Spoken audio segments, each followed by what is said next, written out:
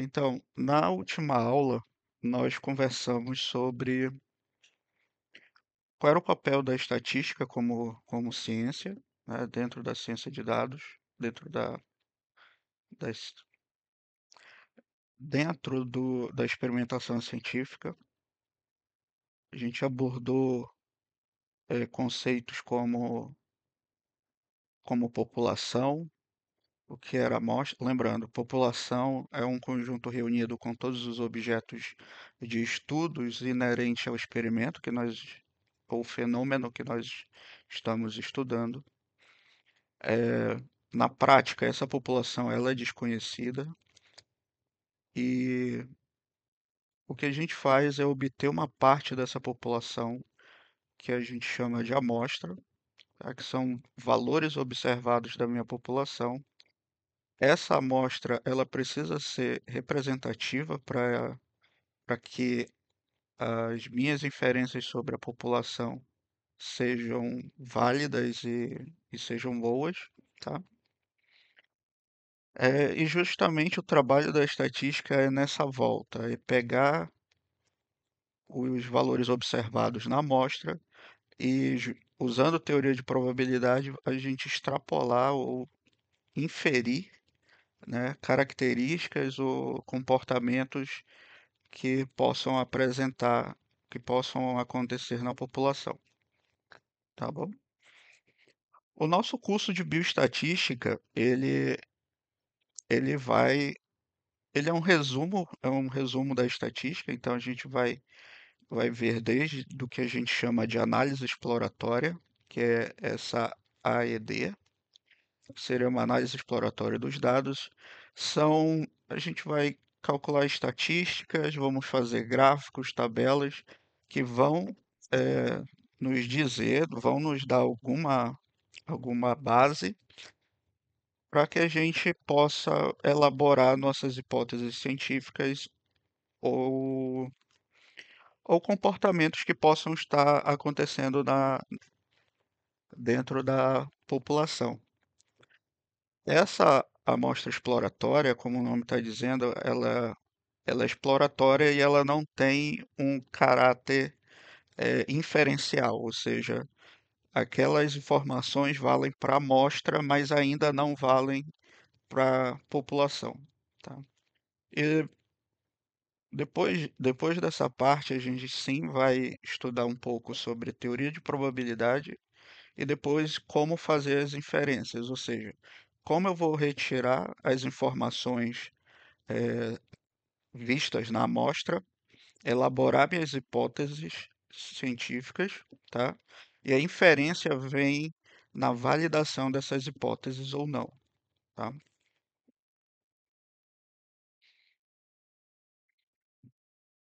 Então a gente viu que a população ela pode ser de dois tipos, ela pode ser finita ou infinita. É,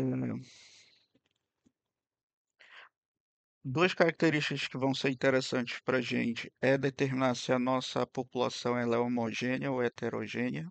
Homogênea significa que os indivíduos eles são muito parecidos e heterogêneos eles são muito diversos, né? Eu tenho uma diversificação da dos meus objetos de estudo.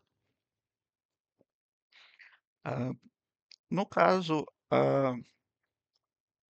trabalhar com populações homogêneas é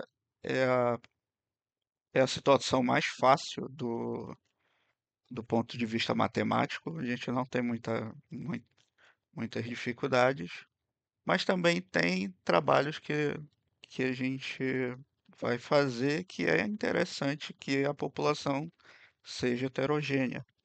Por exemplo, se eu quero investigar a predominância de uma determinada doença, né, em um grupo de pessoas que têm acesso a tratamento odontológico frequentes e um grupo de pessoas que não têm acesso. Bom, nesse caso, a gente espera que exista uma heterogeneidade, ou seja, a gente espera que por um grupo ter acesso a tratamento odontológico, eles vão conseguir ter uma saúde uma saúde ali melhor do que os outros que não têm acesso a isso. Então, nesse caso, a heterogeneidade ela é interessante para a gente.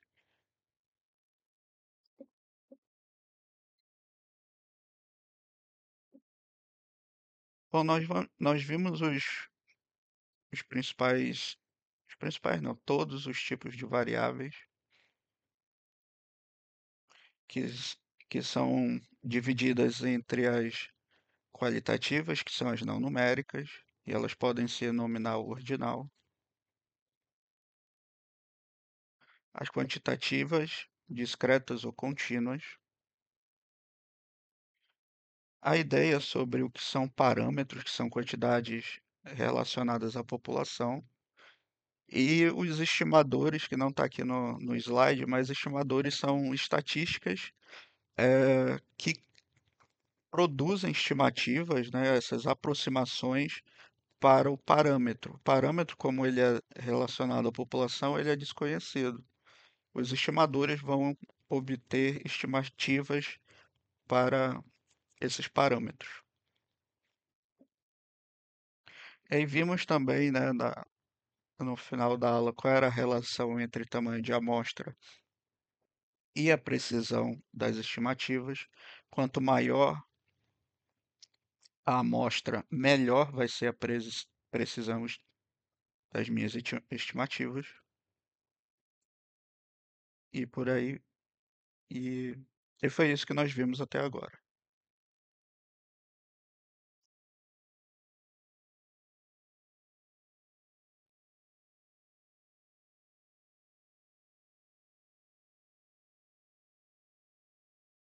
Bom, então, como na pesquisa a gente quer que os resultados que a gente produz sejam mais próximo do real, né?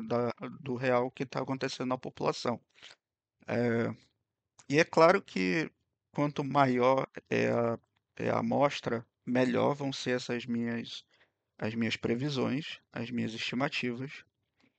Isso nos leva a um conceito de que se eu tiver informações sobre toda a população, vai ser o melhor dos casos.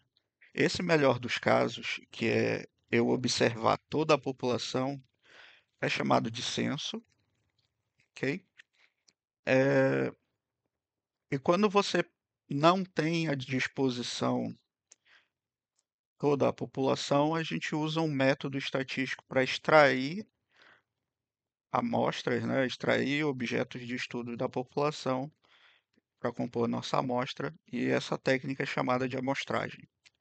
Então, essa técnica vai nos ensinar como nós eh, vamos planejar a execução do projeto, da pesquisa, e, e a partir disso, qual vai ser a metodologia para eu escolher objetos dentro dessa população, de acordo com as características dessa população.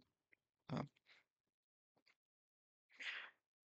Como eu falei para vocês, quando a gente tem conhecimento sobre toda a população, no caso aqui o censo, a gente não precisa de estatística, porque a gente já conhece toda a população. Tá?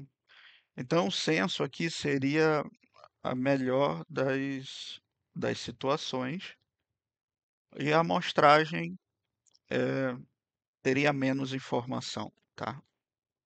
Não é que é ruim, mas é que tem menos informação, consequentemente você pode ter uma diferença entre as estimativas. Se o censo é tão bom, por que que a gente não faz sempre censo? Bom, e aqui tem alguns motivos para que a gente faça o censo, consiga fazer o censo e não consiga, tá? Lembrando que, como eu falei na aula passada, a gente precisa especificar muito bem a nossa população e e a população a qual a gente quer fazer inferência, porque dependendo da população, a gente consegue fazer um censo e aí você não precisa dar todo o tratamento estatístico para o seu experimento. Então, nesses casos, onde o censo ele é preferível, né, onde você consegue fazer censo no lugar da amostra, da amostragem, são esses. Quando a população é muito pequena, tá, e aí você não tem um custo associado de tempo ou financeiro muito grande. Por exemplo, quando eu falei para vocês que o, a minha população poderia ser os indivíduos que estavam esperando a sua consulta, o início do seu tratamento lá no hall da Faculdade de Odontologia, que estavam naquele dia.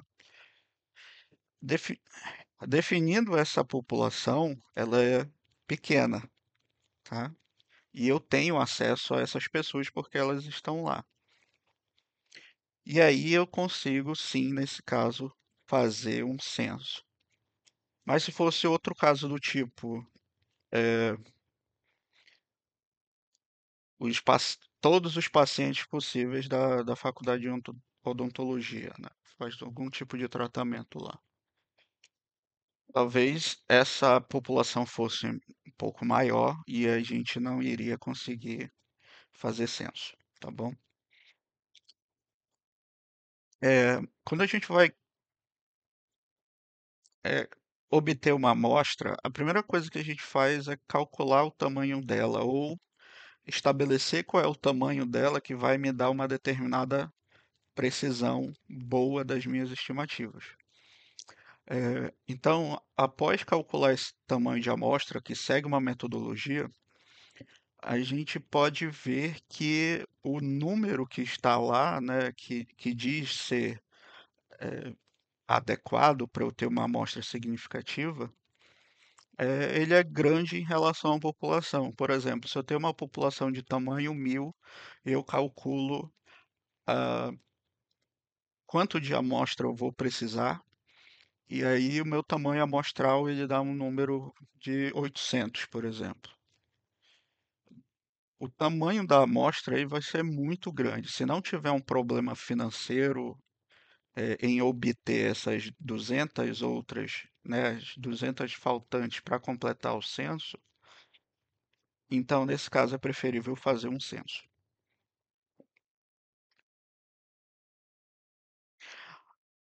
Alguns experimentos, eles exigem uma precisão completa, como por exemplo, eleições. Eleições você precisa saber, pelo menos aqui no Brasil, você precisa saber da opinião de todas as pessoas que estão aptas a votar. Então, toda aquela infraestrutura é para ser, é para, é criada para a gente conseguir fazer um censo, tá? Então, nesse caso aqui, é exigido que você tenha precisão completa. Na, na prática, para vocês, da área de saúde, é muito difícil existir esse tipo de exigência, tá? Porque toda experimentação dentro da área de saúde, ela envolve vida, seja a nível celular, seja a nível de bactérias e vírus ou qualquer ser do reino animal. É, no caso de quando envolve o reino animal, tudo,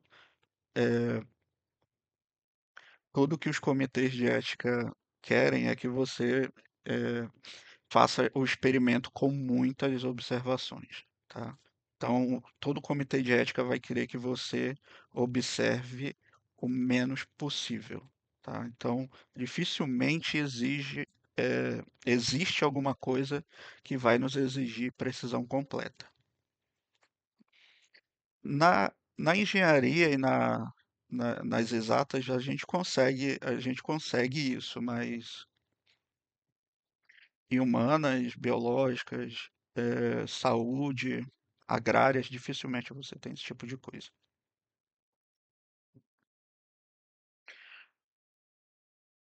Quando a gente já tem, por exemplo, uma população dos pacientes atendidos aí pela FAO, e eu quero saber, por exemplo, a, a idade e o tratamento que essa pessoa está fazendo, tá?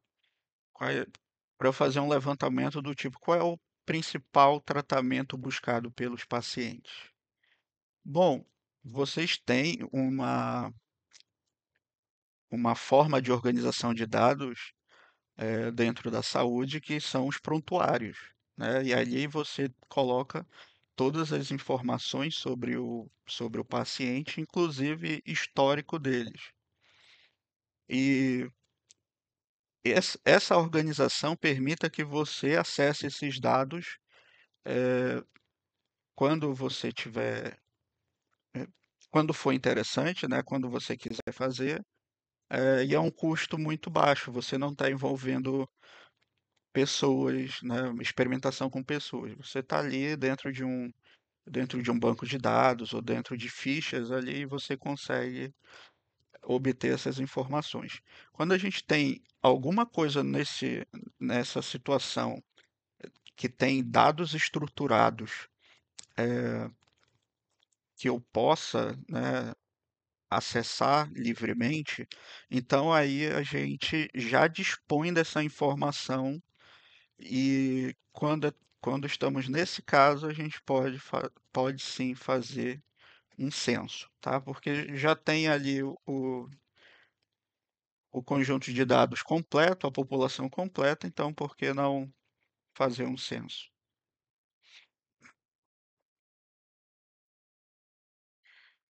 Bom, agora, eh, quando eu não que são as situações mais frequentes, mais recorrentes, qual é o caso em que eu não vou conseguir fazer censo e aí sim eu preciso fazer uma amostragem, eu vou precisar de estatística. Primeiro é bem lógico, se a população for infinita, não tem como você fazer censo. Você obrigatoriamente tem que fazer uma amostragem.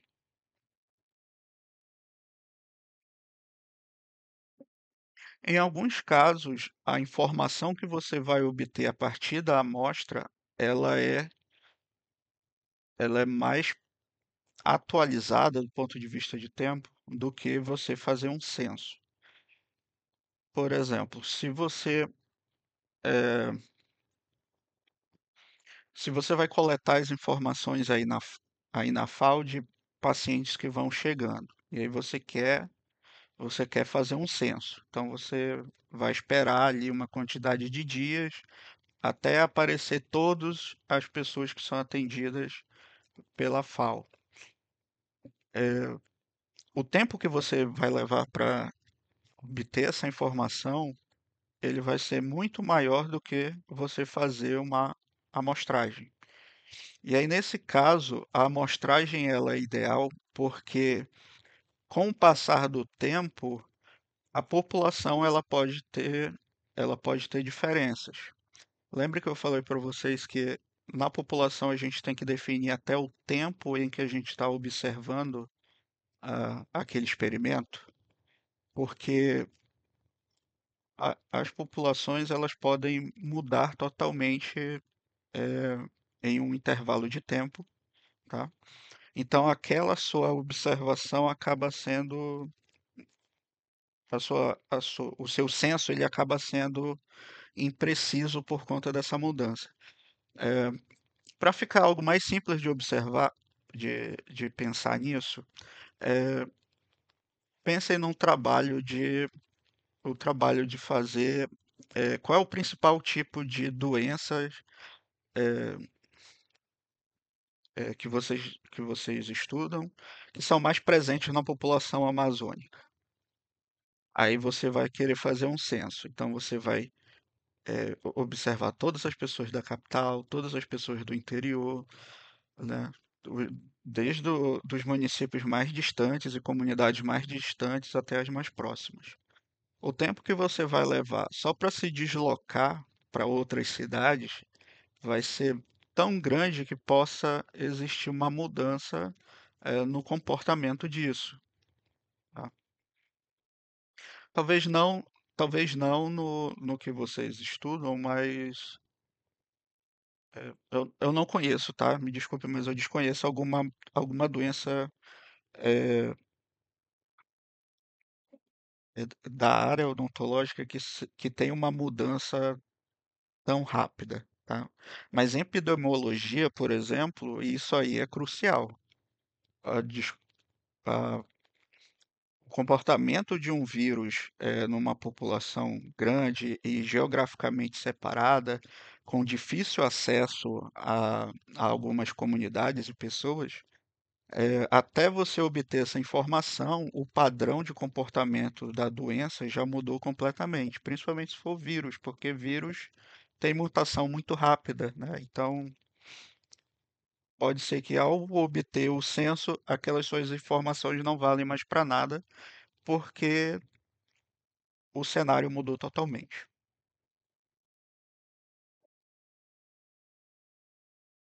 Bom, esse daqui é é, o porquê que eu falei dos comitês de ética, não querer que você faça análise em muitas pessoas, né? É porque quando você faz análise de uma pessoa, ela gera um, ela gera um estresse para a pessoa, tá? Não, não é aquele estresse que a gente está acostumado a ouvir, tá? Eu estou estressado porque estou cheio de coisa. Não. É um estresse porque você vai passar por um procedimento que não é o usual, não é do seu dia a dia, tá? E aí vai te causar algum problema, seja ele psicológico, seja ele eh, físico. Então, a gente diz que nesse caso, os nossos experimentos eles têm, entre aspas, caráter destrutivo, tá? Vocês nunca vão fazer um de realmente destruir o material, mas, mas só por você tratar com humanos e submetê-los à pesquisa, a ética ela já prevê isso como algum tipo de dano para a pessoa, tá? Nos comitês de ética de biologia, por exemplo, geralmente ou o experimento leva ao abate, né, à morte do animal, ou leva a algum tipo de intervenção. E você fazer intervenção com qualquer tipo de ser vivo é um problema grave. Então você acaba perturbando o comportamento dele, a interação dele com outros da mesma espécie, tá? Por exemplo, o pessoal que coloca chip ou coleira de rastreamento em animais. Isso daí, pelo ponto de vista da bioética, não é bom, tá? Porque você vai atrapalhar a vida animal. E para nós humanos é a mesma situação, tá bom? Então, sempre que o seu experimento destruir a amostra para você conseguir observar, você tem que fazer isso com um número limitado. No caso, fazer uma amostragem. Bom, e aqui vem os casos onde realmente é o que vale na maioria das vezes. É você não ter recursos suficientes para fazer um censo, tá? E aí você obrigatoriamente tem que fazer uma amostragem.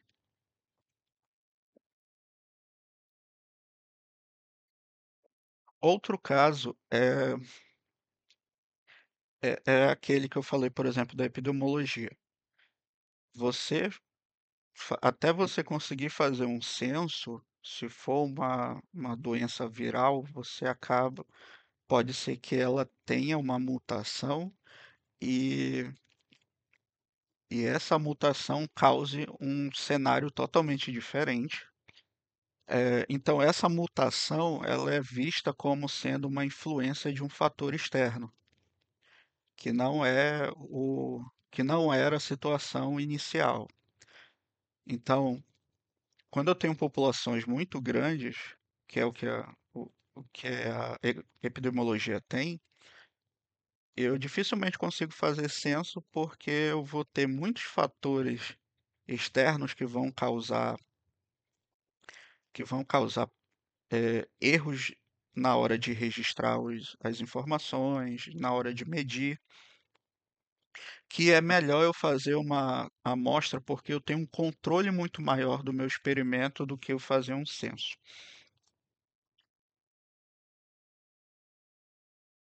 Por exemplo,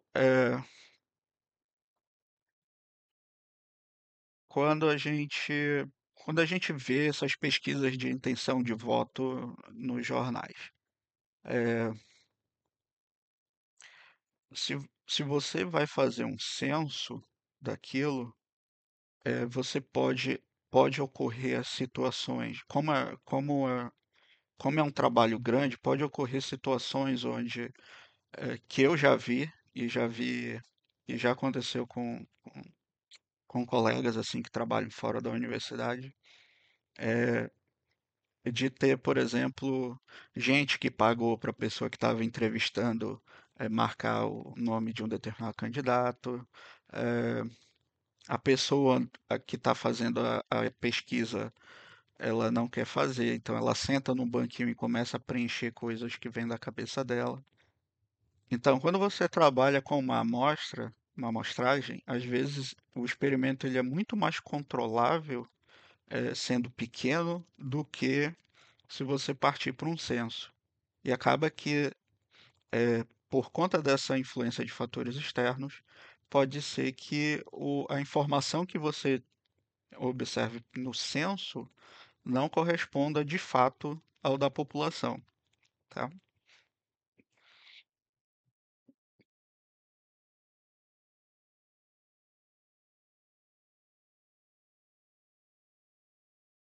Ah, outro que não está aqui, que é o mais recorrente, é você não tem recurso financeiro nem tempo para fazer um censo, tá? Então, nesse caso, você não tem que levantar muitas justificativas para fazer a amostragem. Eh, você não tem, possibilidade de fazer, então você tem um censo, então você parte diretamente para uma amostragem, tá bom?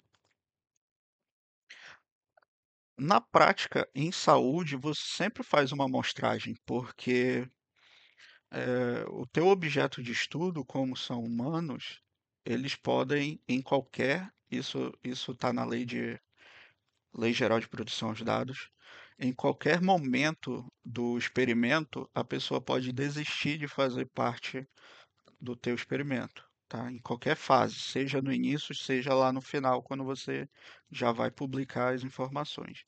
Ela pode desistir. Ou pessoas podem se recusar a participar do teu experimento. Mesmo que você faça um método de seleção aleatório, tudo direitinho, e aí aquela pessoa que você escolheu para fazer parte do teu experimento, ela não quer fazer parte, então não não tem como fazer censo em saúde, tá? É muito difícil. Nem órgãos governamentais conseguem fazer, então na prática a gente sempre vai fazer uma amostragem. E então a amostragem tem 2 tipos basicamente, tá? Cada tipo desse, que são as amostragens probabilísticas e as amostragens não probabilísticas, elas levam a uma metodologia de coleta de análise diferente, tá? No caso da amostragem probabilística, significa que os elementos que você vai escolher, né, da população para compor tua amostra, a probabilidade dele pertencer à sua amostra, né, de você coletá-lo, tem que ser diferente de zero, ou seja, não pode existir um indivíduo que não tenha chance de vir fazer parte da tua amostra, tá? Mas ao mesmo tempo, ainda agora nós conversamos sobre e se a pessoa se recusar. Se ela se recusar, ela tem probabilidade zero de fazer parte da tua amostra. Então, esses casos, quando eu tenho essa probabilidade igual a zero de alguns indivíduos fazerem parte da minha amostra, são os tipos de amostragem amostragens não probabilísticas.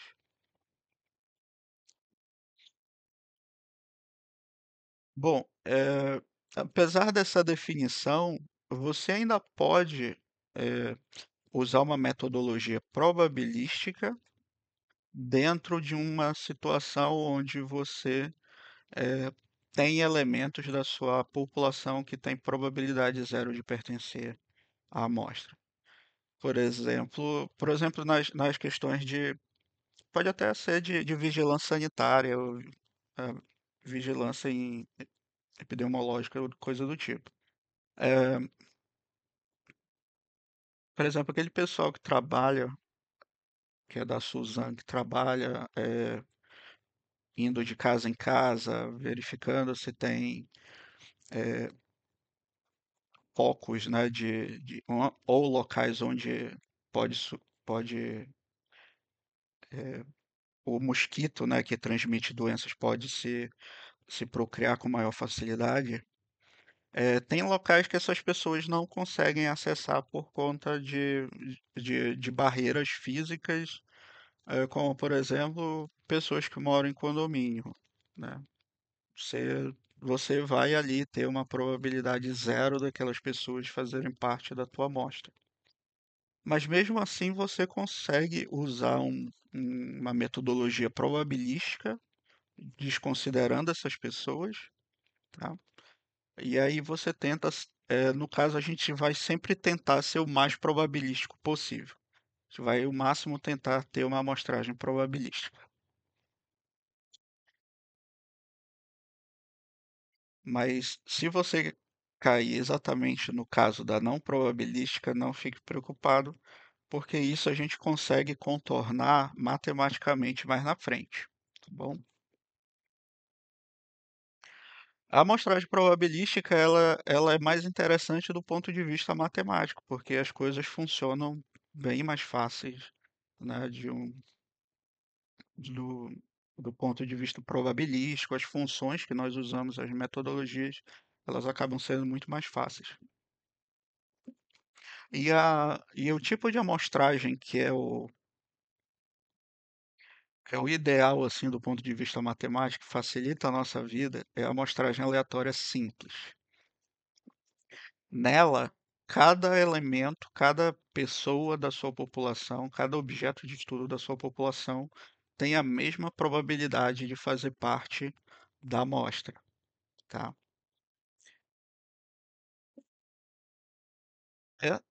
Esse tipo de amostragem, ele é interessante porque é, vo- você não tem nenhum tipo de viés ou você não tem nenhum tipo de fatores externos que vai alterar o comportamento da população, tá?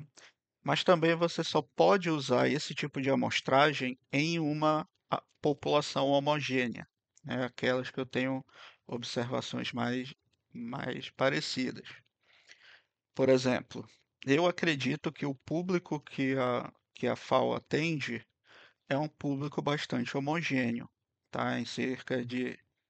Em relação a características socioeconômicas, culturais e tudo mais. Então, ali você consegue fazer uma amostra aleatória simples. Mas se você pensar em, por exemplo, pessoas que são atendidas na rede pública e na rede particular, você vai ter uma divergência entre essas pessoas. Então, ali tua população ela é heterogênea. Então, no caso, não faz sentido ou é muito arriscado você a fazer uma amostra aleatória simples, porque no processo de escolha, que tem que ser aleatório, existe uma probabilidade diferente de zero de você observar elementos de uma única subpopulação. Por exemplo, nesse exemplo que eu tenho duas subpopulações, pessoas que são atendidas na rede privada e pessoas que estão na, na rede pública. Se eu fizer um sorteio aleatório dessas pessoas, existe uma probabilidade diferente de zero, de eu ter pessoas só da rede particular ou pessoas só da rede pública. Ou então, por exemplo, a rede particular representa 70% das pessoas que têm atendimento odontológico e a pública 30%. Se eu fizer uma amostra aleatória simples, eu posso observar, por exemplo, 50% de cada na minha amostra. E aí eu venho a público e digo, não, a rede pública e a rede privada atendem a mesma quantidade de pessoas. Isso é falso, porque a nossa população eh, de pessoas que eram atendidas na rede privada era 70% e não 50%. E a outra na pública era 30 e não 50. Então, o erro, né, da sua inferência, da sua estimativa foi muito grande. Então, em populações homogêneas, a gente faz amostragem aleatória simples. Na heterogênea, a gente faz um outro tipo de amostragem que é chamada de estratificada. A amostra estratificada é exatamente esse processo. Você reconhece como é a sua população, define, define quais são os fatores de heterogeneidade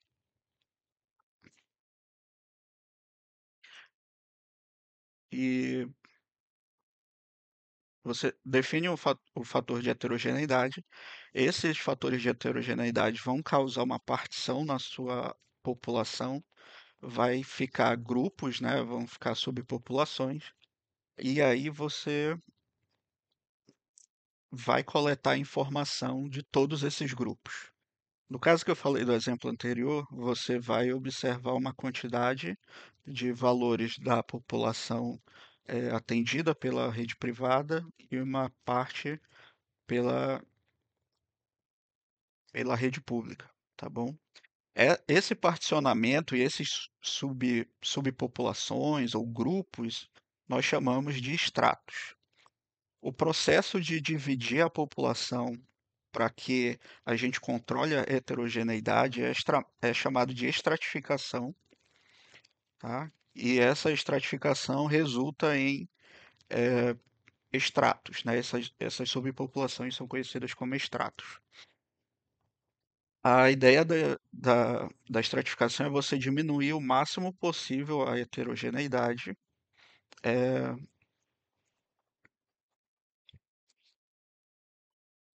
é, de tal forma que dentro dos estratos você tenha ali uma subpopulação mais homogênea, tá? Então a ideia, você vai dividindo a sua população o máximo possível até você obter populações homogêneas. Por exemplo, mesmo aquelas pessoas que são atendidas na rede privada, eu tenho pessoas com maior poder aquisitivo que têm acesso a tratamentos melhores ou tem certos tratamentos que são caros e só elas conseguem ter acesso. Tenho outros casos de outras pessoas que, mesmo que vão em rede privada, elas não têm condições, por exemplo, de fazer um tratamento que seja mais caro, né? Menos acessível para ela. Então, mesmo elas sendo da mesma subpopulação, mesmo sendo,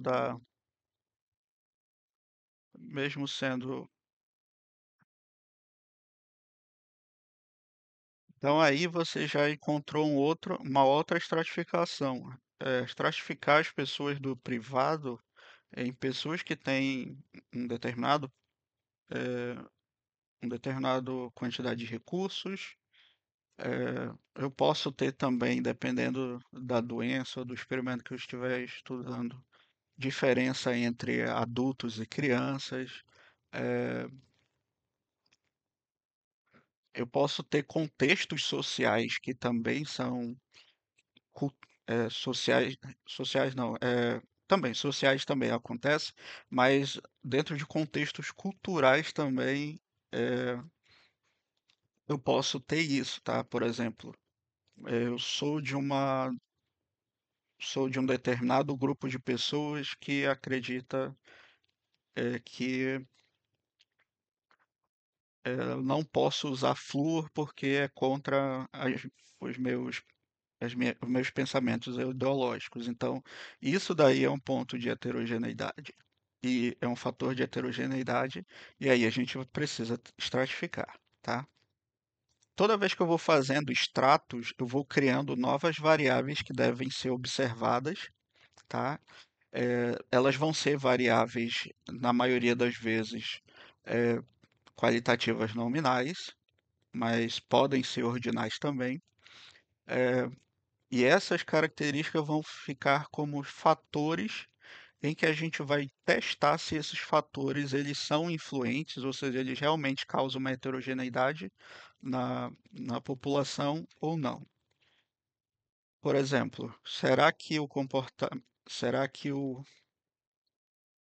eh, mesmo que pessoas recebam tratamentos odontológicos, eh, na rede privada ou na rede pública, será que o comportamento eh, do, da prevalência assim, de cáries ou outras doenças mais simples, vai realmente existir uma diferença só porque a pessoa está indo em uma determinada rede?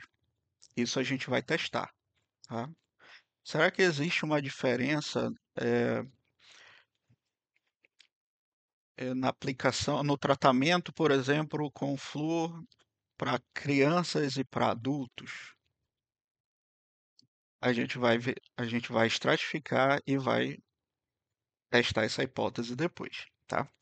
Então a estratificação, ela pede que você reflita melhor sobre quem é a sua população e além das outras hipóteses que você já teve antes de iniciar o, a experimentação, vão surgir novas variáveis em que você, né, novas hipóteses em que você vai, vai investigar, né? Então acaba sendo o que é um processo natural da ciência, tá? Quanto mais você experimenta, mais perguntas você aparecem mais perguntas a se responder do que respostas, né? Então isso é legal, mas e é bem natural da ciência, tá? Naquele caso que eu falei para vocês, onde eu já tenho um prontuário ou tenho um banco de dados onde está toda a informação dos meus pacientes, e eu possa observar a partir dali, esse tipo de amostragem é chamada de sistemática. Quando eu já tenho esse acesso à minha amostra ou à minha população a partir de um sistema de referência, tá? Por exemplo, quando você quer estudar alguma doença epidemiológica, você vai lá no DataSUS, ou você vai lá nos dados da Fiocruz, ou de outras entidades epidemiológicas, e você tem acesso àquelas informações, tá? E com base nessas informações você quer fazer o seu trabalho. Então, o que você está fazendo aí é uma amostragem sistemática, porque outra pessoa, outra entidade já coletou essas informações, eh, estruturou e você só vai acessar essa informação através deles, tá bom?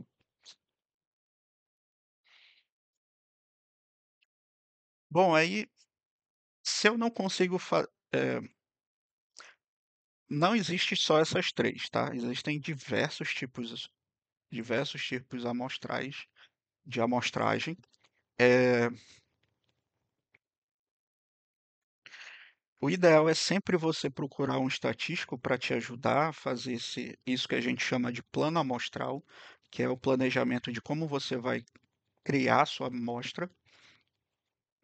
E, e pode ser que para o experimento que você esteja trabalhando não exista um plano conhecido, então o estatístico ele vai te ajudar a criar um plano, né, eh, um plano amostral para isso. E aqui não é uma tarefa 100% do estatístico, é uma tarefa em parceria com o pesquisador, porque é o pesquisador que vai identificar, por exemplo, fatores de heterogeneidade, eh, casos de exclusão da tua amostra, né? Você observa uma determinada pessoa e ela tem uma característica que não é interessante ali para o seu trabalho, então você vai criar os métodos de critérios de exclusão. Então, assim, plano amostral não é uma coisa simples e não é uma coisa que se faça sozinho. Você precisa ter tanto um estatístico ou uma pessoa que tenha bastante experiência com amostragem, que não necessariamente é um estatístico. É, quer dizer, não é só estatístico que consegue fazer isso. E você precisa ter também uma pessoa que saiba bastante sobre o, o fenômeno que você quer estudar. Bom, e quando você não consegue ter essa amostragem probabilística, a gente não tem problema em usar amostragens não probabilísticas, tá? Dentro da saúde, ela é muito mais comum do que as probabilísticas, pelo fato que eu falei para vocês de pessoas se recusarem a fazer parte, ou você precisa de voluntários para fazer o experimento. Como é o caso, por exemplo, de testes de medicação e tudo mais. Você vai precisar que as pessoas vão de própria vontade, querem participar do experimento de própria vontade, e aí não tem como você escolher aleatoriamente pessoas da população humana para fazer esse experimento, tá? O que você consegue ainda fazer aí é colocar critérios em que critérios de inclusão e exclusão da pessoa na amostra. Então, por exemplo, eh, no caso lá do pessoal da rede pública e da rede privada que tem acesso a tratamento odontológico, você pode criar uma cota para o número de pessoas que têm acesso, que vem ali da rede privada. Não, já tenho muitas observações da rede privada, vou também pegar mais observações da pública. Então, isso é um critério de exclusão, no caso, né? Você já tem muita informação sobre a privada e quase nada da pública, e aí você quer meio que balancear essas, essas duas subpopulações. A outra coisa é se o experimento que você está estudando tem uma diferença, por exemplo, entre crianças e adultos. Então você vai, ó, além disso, eu vou coletar uma quantidade de, de adultos, uma quantidade de crianças, eh, e eu vou tentar ser o mais aleatório ali possível, né? eh, Na escolha dessas pessoas, apesar de que essas pessoas elas são voluntárias, tá? Esse caso onde você tenta transformar o seu experimento, né, a coleta de observações, o mais probabilístico possível, mesmo que você não siga nenhuma regra de sorteio, né, aleatório, né, você vai escolhendo pessoas. Ah, essa pessoa aqui eu vou escolher porque ela tem uma característica que me interessa. Por exemplo, pessoas cardiopatas, pessoas não cardiopatas. eh, então você vai tentar vou pegar um pouquinho de pessoas cardiopatas e não cardiopatas para ver se existe uma diferença entre elas, tá? Vou Das crianças, eu vou verificar em estágios da infância diferentes, se tem a se ainda está na primeira dentição ou já na segunda dentição e por aí vai. Isso que você está fazendo é uma amostragem a esmo. Você está tentando ser o mais aleatório possível, né? Você mesmo está controlando a sua amostra para ela ser a mais aleatória possível, tá? Mesmo que você não esteja utilizando nenhum tipo de sorteio ou processo de seleção aleatória, tá? Agora, no caso, quando você tem que trabalhar com as pessoas que você recebe, por exemplo, as pessoas que você atendeu durante um projeto, e você quer usar esses dados para o seu PIBIC. Então, as pessoas que foram e fizeram o tratamento com você, eh, e são essas pessoas que você vai ter acesso, então você tem um outro tipo de amostragem que é chamada por julgamento, que é aquela amostra do tipo, só tenho ela e eu vou ter que trabalhar com ela mesmo, tá? Então você não consegue fazer nenhum tipo de amostragem, você recebe aquilo que você tem de informação, tá bom? Nenhum desses dois casos está errado, tá? Todos esses dois casos, eles existem e acontecem diversas vezes, em experimentação na área de saúde, biológicas também. Eh,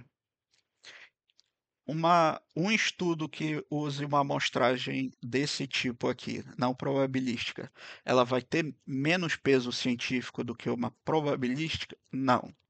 A única diferença que você vai ter com uma probabilística e uma não probabilística é que na probabilística vai ser muito mais fácil você inferir para uma população, tá?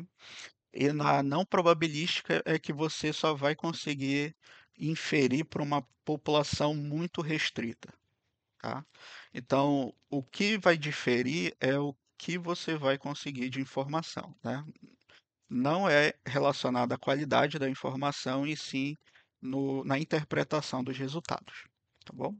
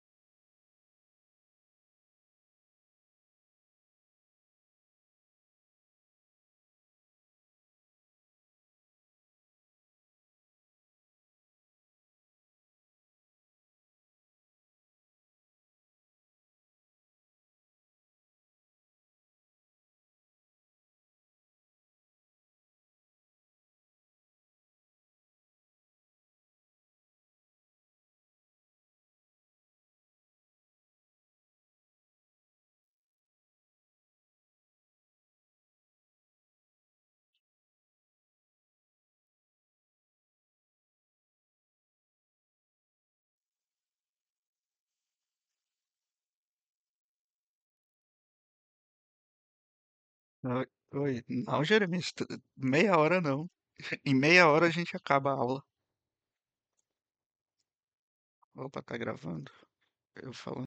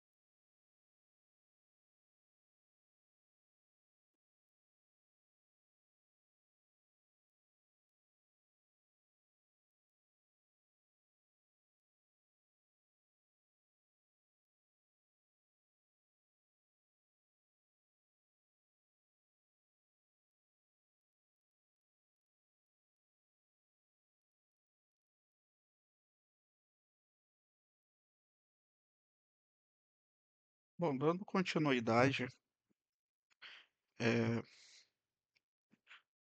agora que a gente sabe escolher qual tipo de amostragem a gente vai usar, eu preciso de outra informação rapidinho.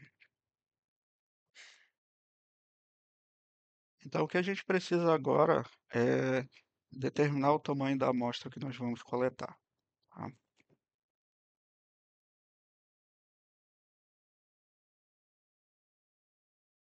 Calcular o tamanho da amostra evita que a gente tenha um tamanho de amostra muito grande, desnecessariamente, tá?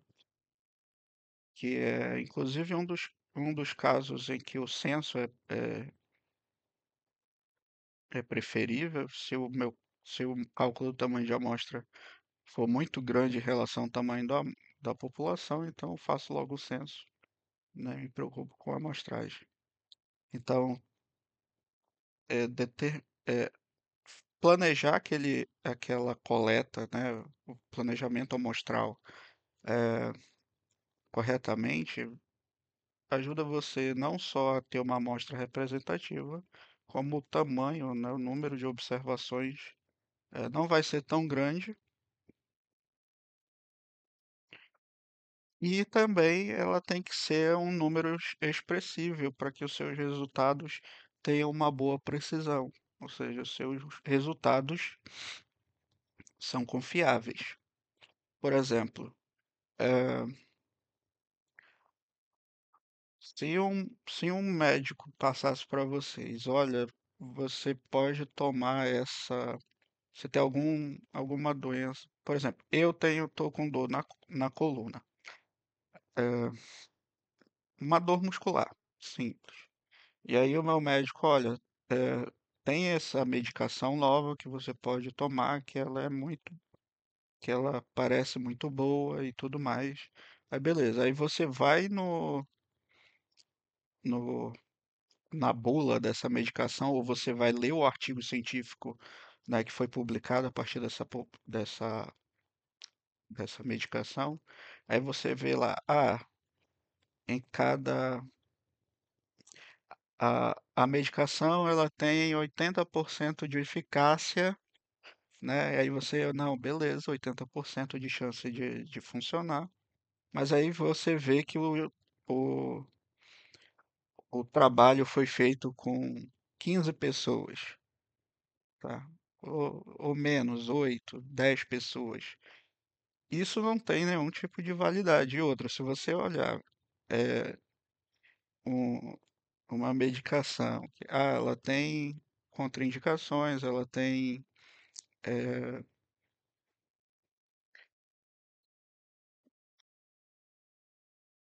ela tem alguma resposta, né, do corpo que você não quer. Esqueci o nome que se dá para isso.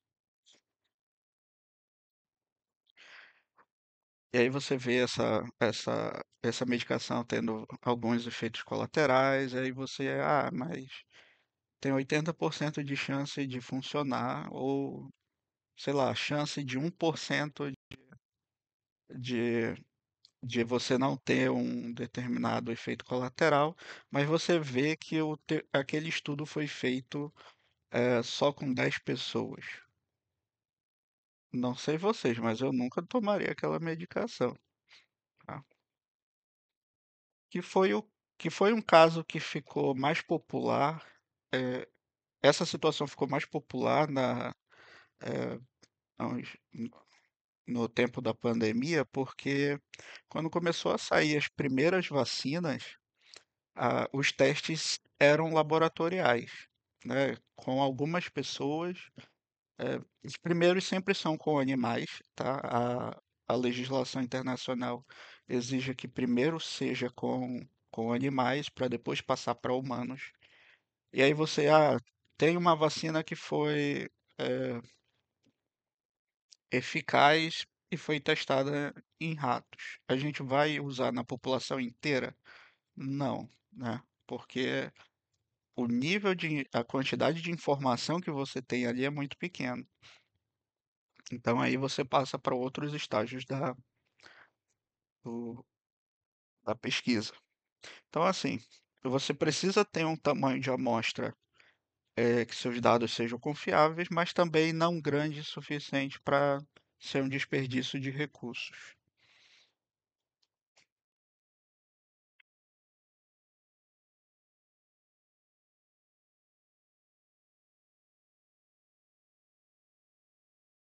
Então, vamos ver como é que a gente calcula esse tamanho da amostra, tá? Eh, eu tenho essa expressão aqui, tá? Essa fórmula, ela é usada para calcular o tamanho da amostra para uma amostragem aleatória simples. Eu acho que para estratificada também serve.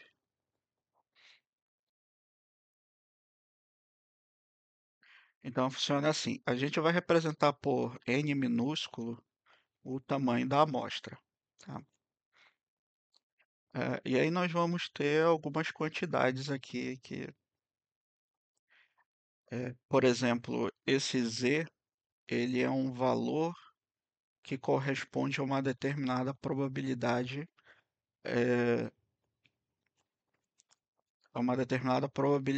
que é o grau de confiança que tem as suas estimativas. Esse alfa, ele vai funcionar como uma probabilidade de você cair em um determinado tipo de erro. Por exemplo, eh,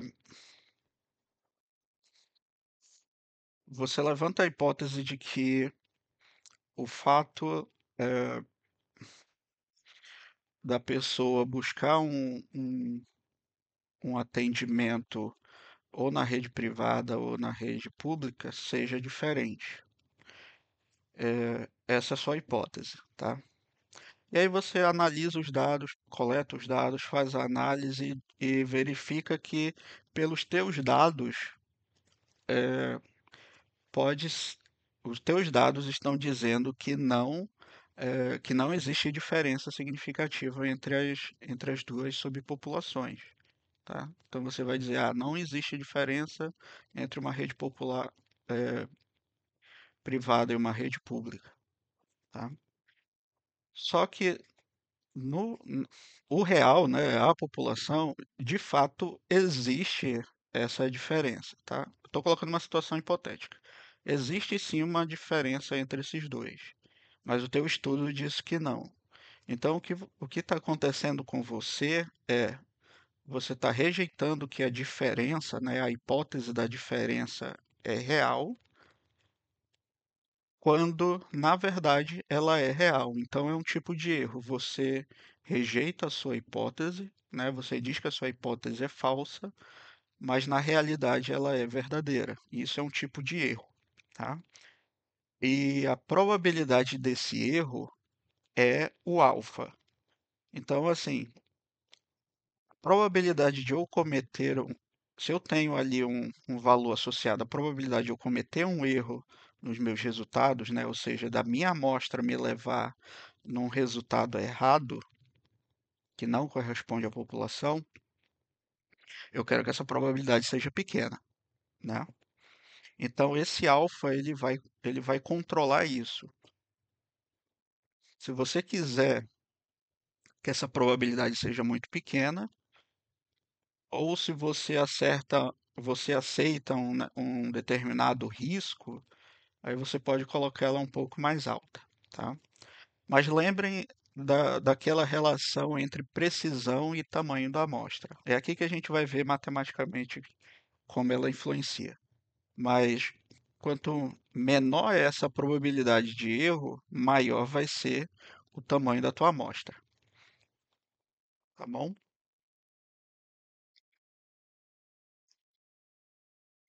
Bom, aqui tem uma quantidade que é a primeira quantidade que a gente vai ver, que é que é relativa à população. E a gente já viu a definição disso, que é um parâmetro, é uma quantidade populacional que é desconhecida. E aqui na fórmula eu tenho um parâmetro desse. Esse parâmetro é a letra grega sigma minúsculo.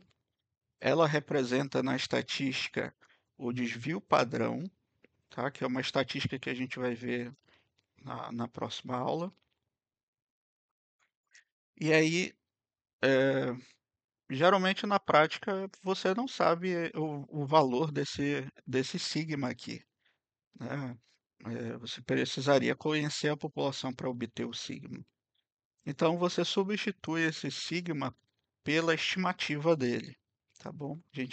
Então, no lugar de usar a quantidade populacional, a gente vai usar uma estimativa para esse desvio padrão. E o, e o último componente dessa expressão é esse E aqui maiúsculo. Ele representa o erro amostral. Esse erro amostral é a precisão que você quer, tá? Se você quer algo muito preciso, o, o teu erro amostral ele tem que ser pequeno. Agora, se você quer algo não tão preciso, aí você aumenta esse erro, tá?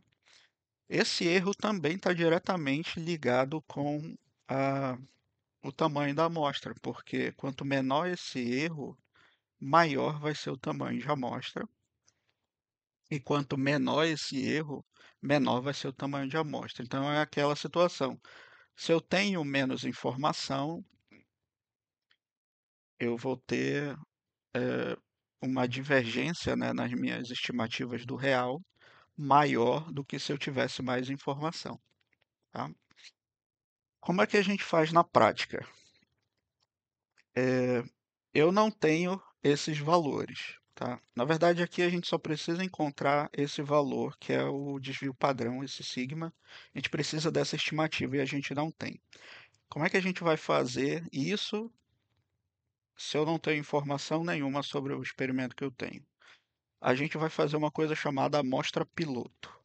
Você vai definir um tamanho de amostra, por exemplo, vou coletar aqui 20 indivíduos, e desses 20 indivíduos eu vou observar essa, esse desvio padrão, né, estimado. E aí a gente vai trabalhar com esse número.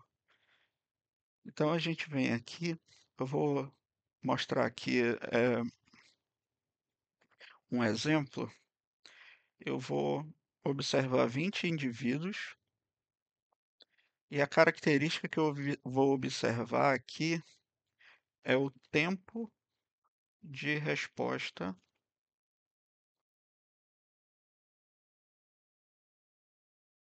a um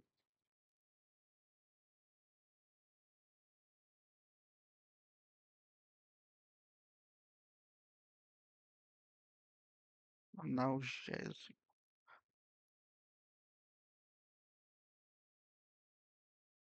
Pedindo pessoa. Já voltando. Então, tempo de resposta ao analgésico. Ué, não está digitando. Tempo de resposta ao analgésico. E aí eu vou coletar 20 observações. Tá aqui as 20 pessoas. Vou só. Vamos colocar aqui em minutos, tá? Tempo de resposta em minutos. Eu só vou arredondar isso daqui para ficar mais fácil de ler do que esse monte de número.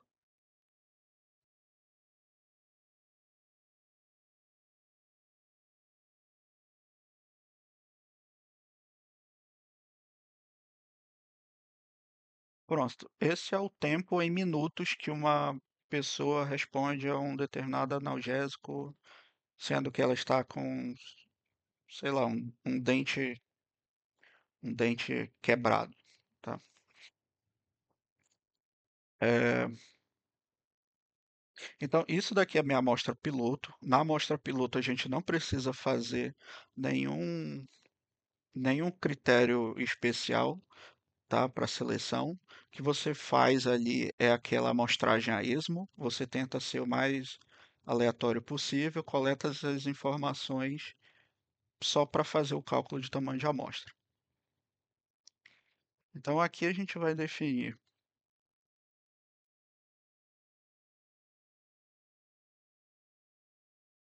eh, o meu alfa, que é a probabilidade de eu errar. eh, Se eu quero a probabilidade de eu errar, eu quero que esse valor seja pequeno, tá?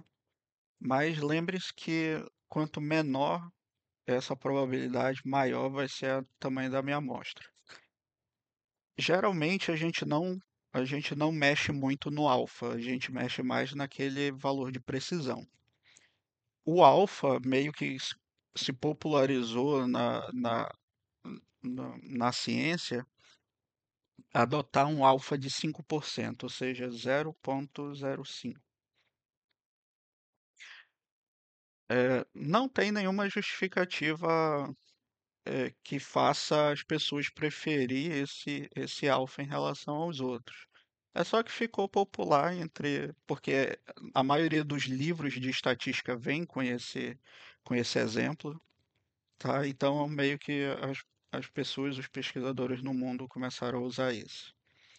É, mas o legal de você usar esse alfa de 5% é que você pode comparar o seu resultado com um outro artigo científico feito por uma outra pessoa, sobre um mesmo tema. Se eu tiver esse alfa igual, eu posso comparar os resultados, tá? Se eles tiverem alfas diferentes, vai ser um pouco mais complicado fazer essa comparação. Então, todo mundo põe esse alfa igual a 5% porque virou praxe, né? Virou algo convencional. Posso escolher outros valores? Pode, tá? Não tem nenhuma regra que não faça você, eh, que obrigue você a usar esses 5%. Depois a gente vai ter o erro.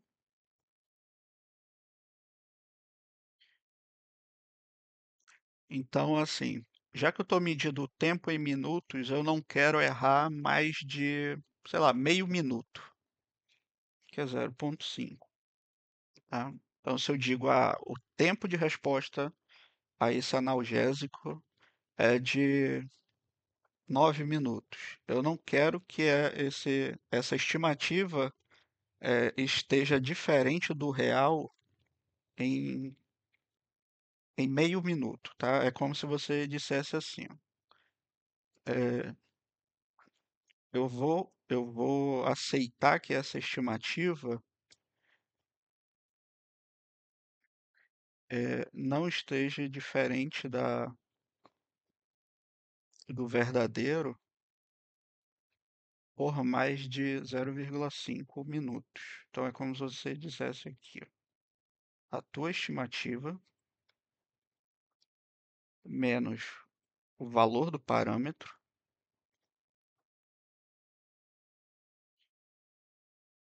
Isso aqui não pode ser maior que 0,5, tá? É isso que você está dizendo.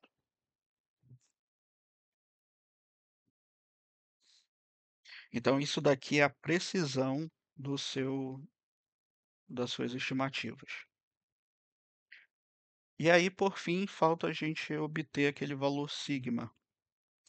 Esse valor sigma é uma estatística chamada desvio padrão, que a gente vai ver mais para frente. Mas ele basicamente mede o quão heterogêneo é teus dados. Se o sigma for um número grande, teus dados são bastante heterogêneos. Se teu sigma for um valor pequeno, seus dados são dados mais homogêneos, ok? Então vou calcular aqui, pronto. E agora vamos montar aqui o tamanho da amostra, que é aquele z, tá? Aquele z de alfa a gente encontra a partir dessa função que, por enquanto, ela vai ser algo que a gente não vai se preocupar. Vou até colocar ele fora, naquele ponto Z, tá? vai ser isso aqui. Ele depende do alfa, tá? Então vai ser Z multiplicando aqui o sigma.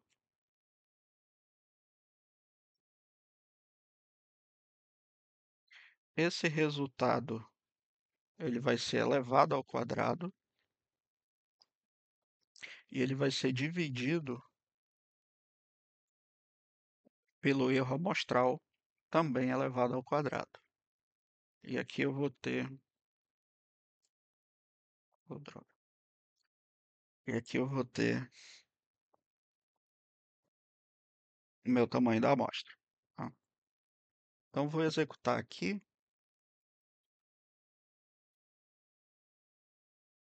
Errei aqui.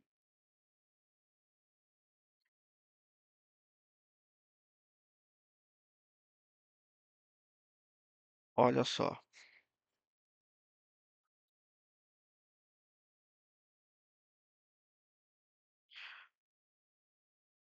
Para eu ter uma significância de s- é, probabilidade de erro de 5%, um erro, um erro aleatório de 0,5, eu vou precisar ter uma amostra de tamanho 937, tá? Para esse conjunto de dados. O que está acontecendo aqui?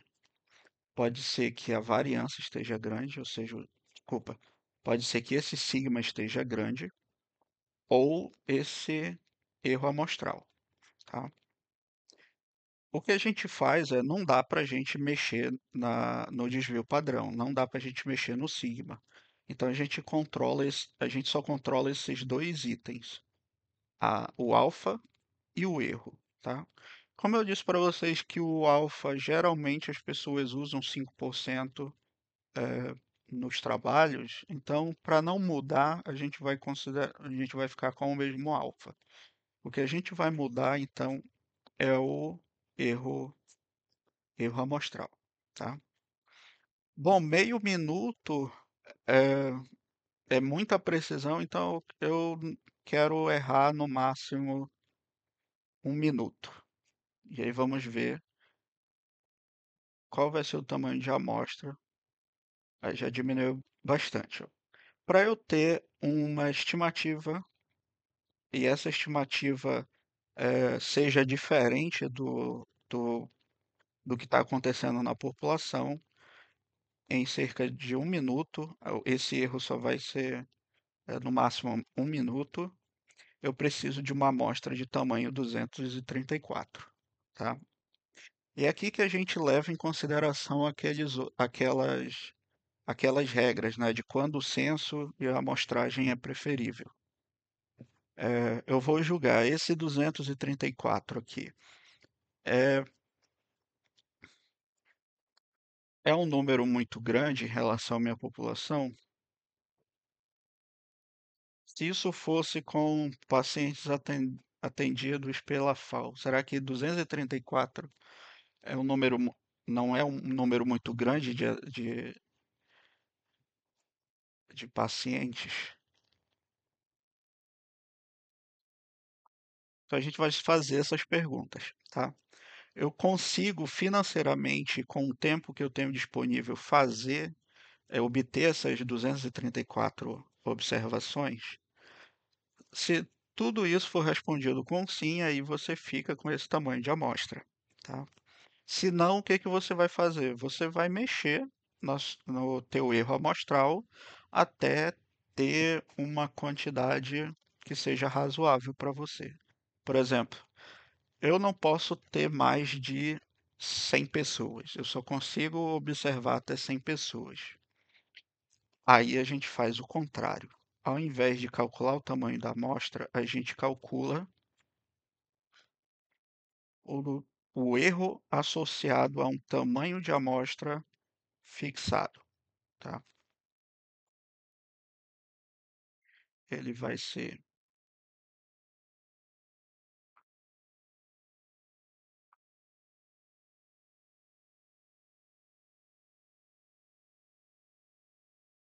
aqui eu vou ter um n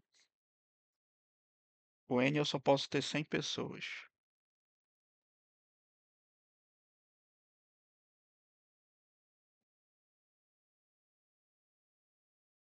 Bom, o que está aqui é, esse numerador ele vai permanecer no mesmo local. O que eu vou fazer é jogar o, o erro amostral para cá, multiplicando com um N.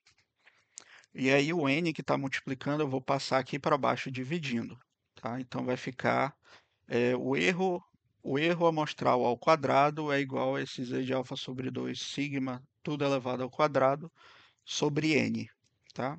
Para obter o erro, eu faço a operação inversa aqui e obtenho que o erro vai ser igual à raiz quadrada dessa quantidade aqui do numerador dividido por n. É o que está lá escrito. Tá, eu não posso obter 234. Só tenho condições para fazer no máximo 100 pessoas. Então vamos recalcular aqui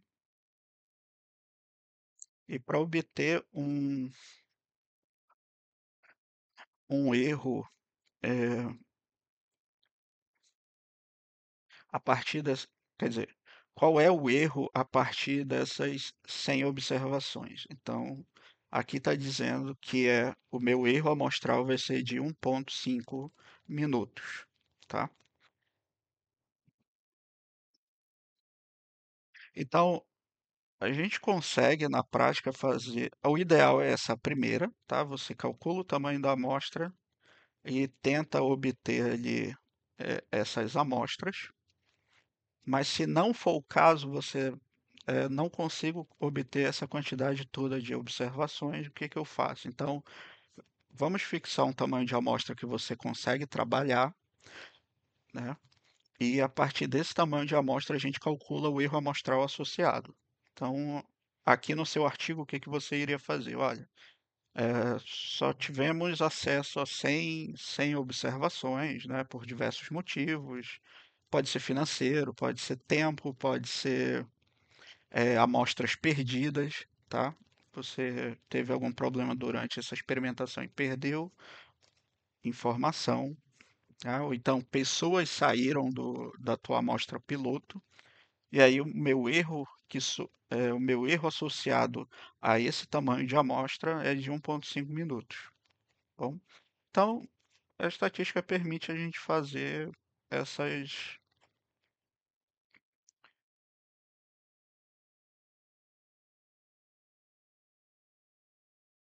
essas duas abordagens. Bom, essa abordagem aqui a gente só usa quando a nossa variável, que no caso aqui é o tempo de resposta, ela é numérica. E se, por exemplo, a minha variável de maior interesse não fosse o tempo do analgésico, fosse se a pessoa apresenta um efeito colateral A ou não. Então, vou colocar aqui,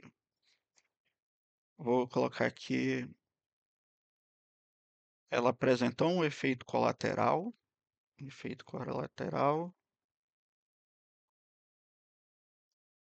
e, e N vai ser não apresentou, tá?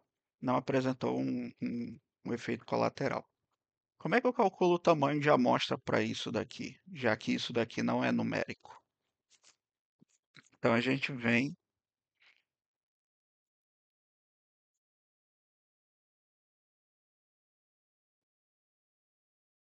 para essa outra expressão.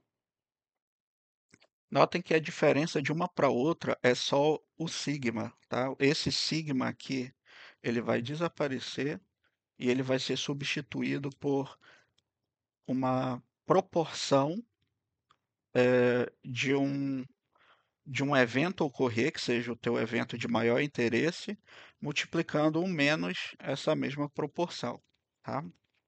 Digamos que aqui no trabalho de vocês, eh, o mais importante dessa situação é a pessoa eh, apresentar um determinado efeito colateral, tá bom?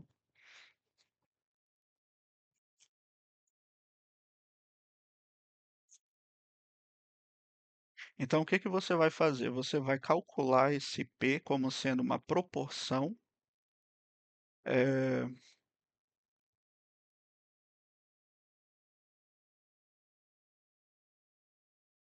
de quantas vezes você teve que um paciente apresentou eh, efeito colateral, tá?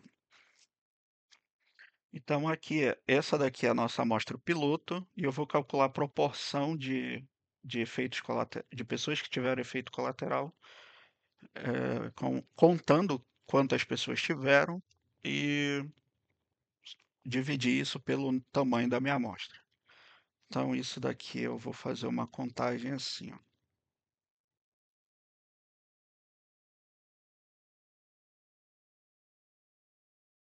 Aqui eu estou calculando a quantidade, né, dos 50 pacientes da minha amostra piloto. 37 tiveram efeito colateral e 13 não tiveram. E aí eu vou calcular isso em termos de proporção.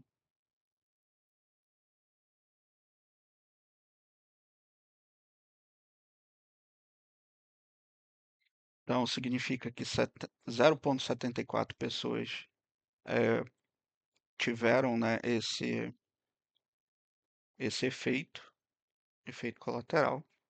E esse vai ser o meu P, tá? Então, meu P aqui é igual a 0,74. E aí os outros continuam a mesma coisa, tá? O alfa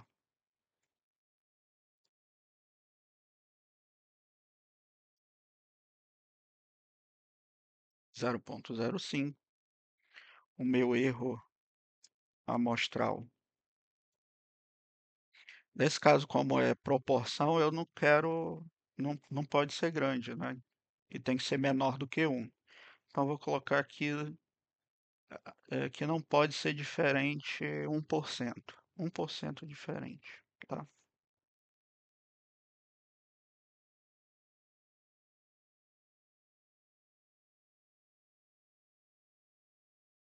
O Z de alfa, aquele Z continua sendo o mesmo, tá? A única coisa que muda é a fórmula aqui, que no lugar do sigma a gente vai usar P vezes 1 menos P. Então aqui dentro vai estar assim, o Z multiplicando P vezes 1 menos o P, tudo isso elevado ao quadrado, dividido pelo erro elevado ao quadrado.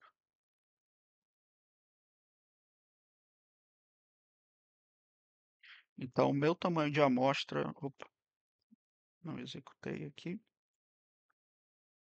Meu tamanho de amostra vai ser 1422, tá? Bom, aí a gente, esse número aí é o que você tem que seguir para obter um, um experimento com essas características aqui, ó, tá?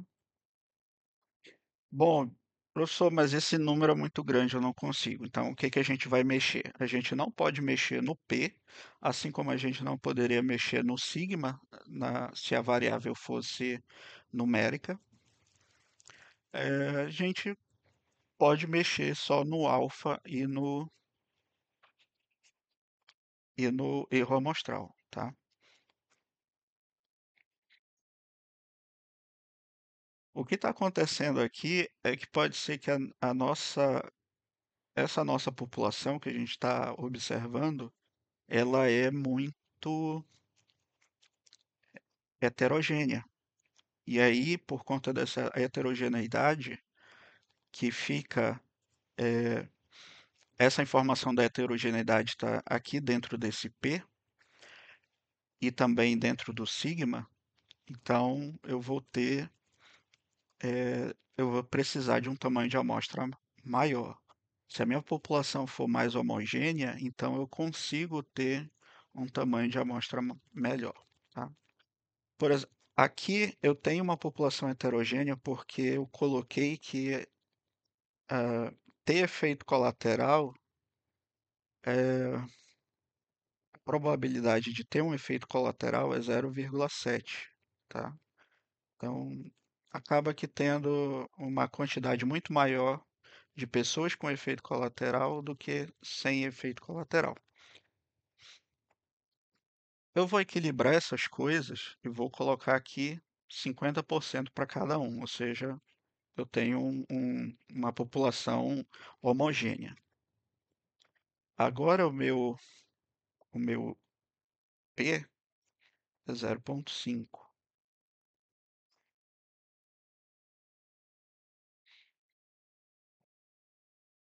Eu vou calcular tudo novamente. E aí, ne- nesse caso aqui, é porque matematicamente essa função ela atinge o máximo quando esse P é 0,5. Tá? Quando você não consegue fazer uma amostra piloto e a sua variável de interesse é uma variável eh, qualitativa, então você pode considerar esse P como sendo 0,5, porque esse vai ser o maior valor, maior tamanho de amostra que você vai ter para conseguir que, teu, que, a tua, que a tua amostra final tenha essas características. Uma probabilidade de erro de 0,95 e esse erro amostral de 0,01, tá? Então aqui não foi a heterogeneidade que mexeu nos nossos, nos nossos, no tamanho da nossa amostra ficar tão grande. Tava 74, né? Foi, foi o erro amostral pequeno. Então, vou colocar aqui um erro amostral que não vai errar 3%. Estou executando de novo. Agora eu já tenho bem menos, tá? Já tenho 158. Então aí então, então assim, a gente vai controlando essas coisas até chegar a uma situação onde, opa, é, aqui é um tamanho amostral aceitável. Bom, aí se você chega. Não, Jeremias, não é obrigatório. Eu só vou dar as informações para vocês, tá bom?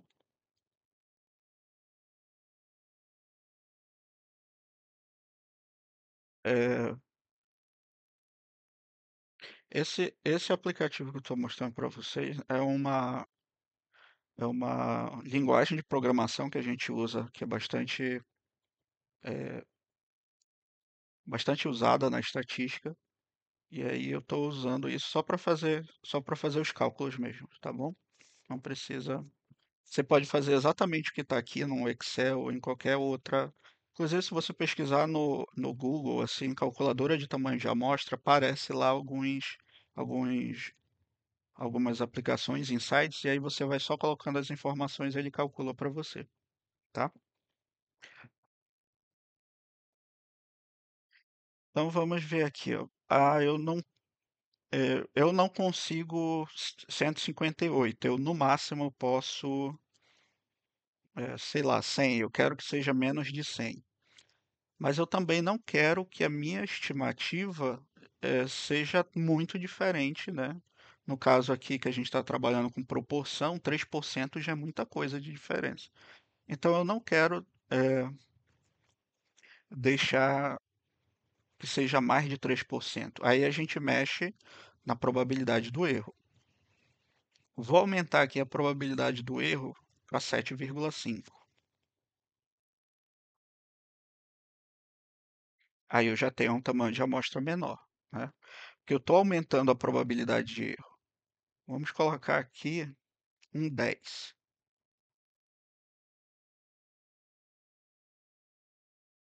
E aí já diminuiu mais, tá? Então, assim, quanto maior for essa probabilidade de erro, menor vai ser a tua amostra, tá? Só que você está aumentando a chance de cometer um erro na hora das. Quer dizer, você está aumentando a chance de você obter uma amostra que ela não é representativa para a população, ou seja, tuas estimativas não vão ser adequadas para aquela população, tá bom?